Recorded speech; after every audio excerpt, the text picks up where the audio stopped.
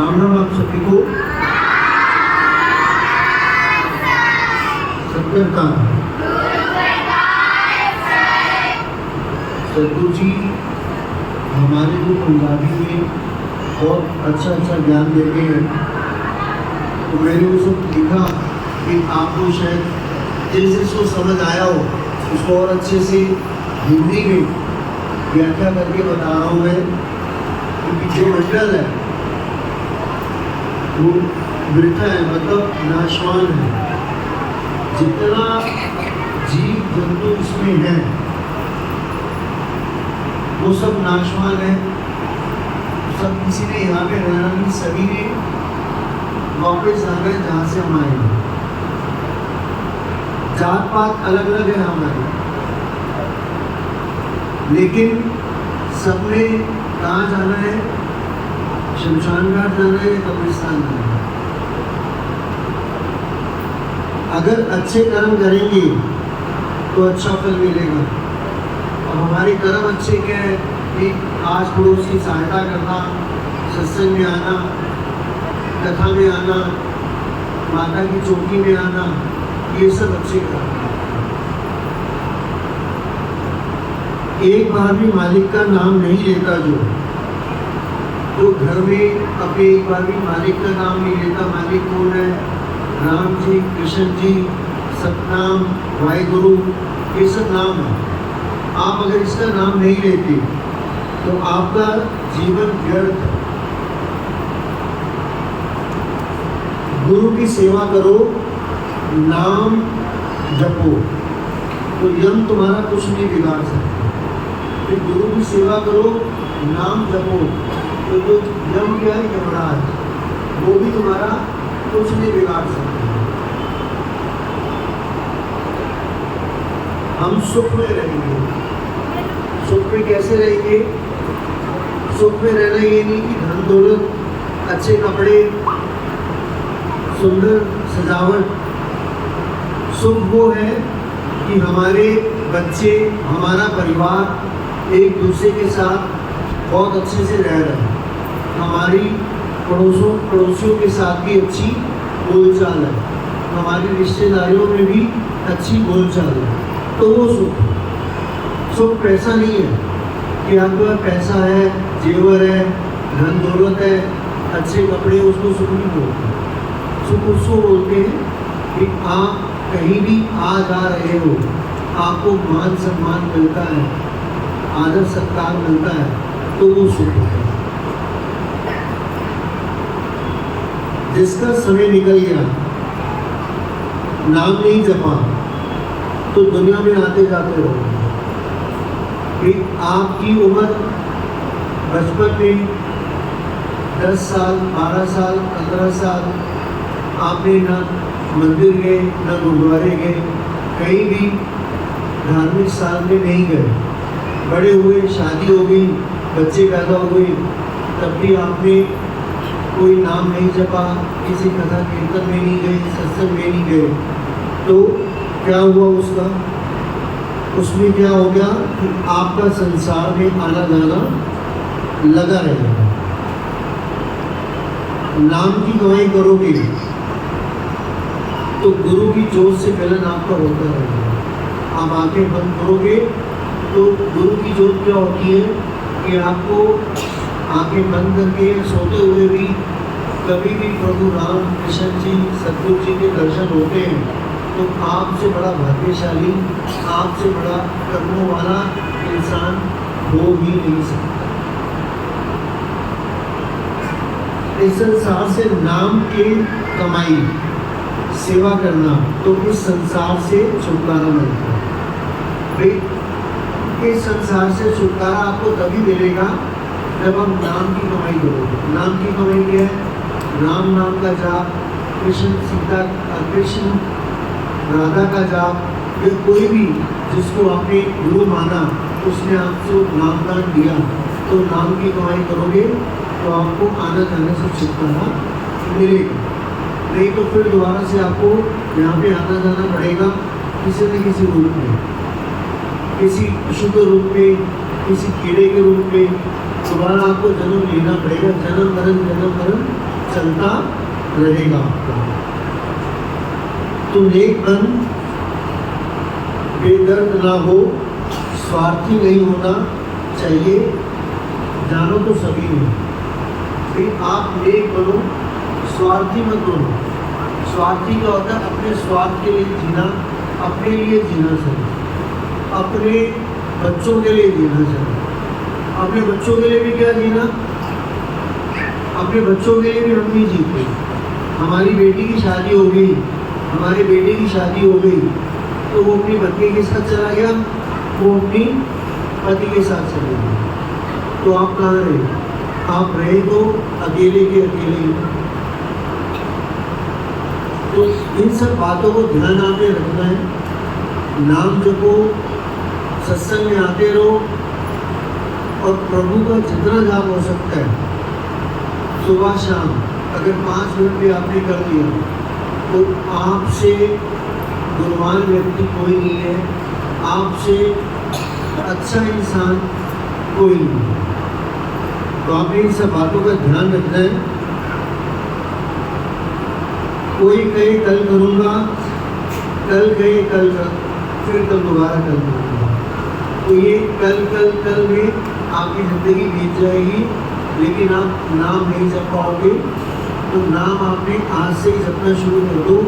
सिर्फ 5 मिनट सोने से पहले आंखें बंद करके सर पे दुपट्टा लेके सोने से पहले जिसने नाम जप लिया उसकी ज़िंदगी सुखमय हो जाएगी, उसके बच्चे, उसके पति, उसका परिवार सुखों से भरपूर रहेगा।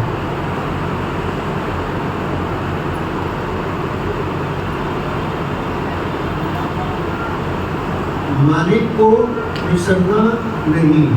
दुनिया सच्ची है या खोटी, तू अच्छा है तो सब अच्छे हैं, तू चोर है तो सब चोर है, साथ है तो सब साथ नजर आएंगे। मालिक को भूलना नहीं चाहिए। अब हम अच्छे हैं तो सब अच्छे हैं, हम चोर हैं तो हमारे को सामने वाला चोर नजर आ रहा है। और हम अगर साथ हैं, हम अगर अच्छे हैं, गुणवान हैं, तो हमारे को दूसरे के गुण तभी नजर आएंगे जब हम खुद गुणवान हैं। इन सब बातों का ध्यान रखो। सत्संग में यही सुनाया गया था। जिसको समझ आ गया होगा वो एक बार हाथ खड़ा करे, जिसको सत्संग की बातें समझ आती है। जिसको सत्संग की बातें समझ आती है हाथ खड़ा करे। अब जिसको नहीं, मैंने जो बातें बोली वो सत्संग में सारी बातें यही बोली थी, तो मेरी बोली बातें आपको समझ आई तो हाथ तो खड़ा करो। मेरी बातें तो समझ में आई ना, क्योंकि सतगुरु जी ने पंजाबी बोली, मैंने पंजाबी को पीछे बैठ के ये सारी मैंने मोबाइल में लिखी। क्यों लिखी? ताकि आप सब इन सब बातों का ध्यान रखो, सत्संग में रोज आओ, और जो खजाना आपको मिलता है वो खजाने से आपके घर में बरकत ना हो तो सतगुरु जी को शिकायत करके जाना, सतगुरु जी आप हमारी बात नहीं सुन रहे, हमारे घर में बरकत नहीं हो रही है, तो आप हमारी बात सुनो। हम आपके दरबार में इसीलिए आते हैं कि हमारे घर में सुख समृद्धि और खुशहाली हो, इसीलिए आते हैं ना। तो इसे एक बार बोल देंगे, सतगुरु जी दया करना हमारे घर में सुख समृद्धि और खुशहाली रहे। दया करना सतगुरु जी भारत अखंड भारत बने और भारत का प्रधानमंत्री हमेशा वही रहे जिसके अंदर निस्वार्थ की भावना हो और देश के प्रति सच्ची भावना हो, जैसे कि हमारे प्रधानमंत्री नरेंद्र मोदी जी। दया करना हम पर, भारत पर, भारत विश्व गुरु बने। दया करना सर।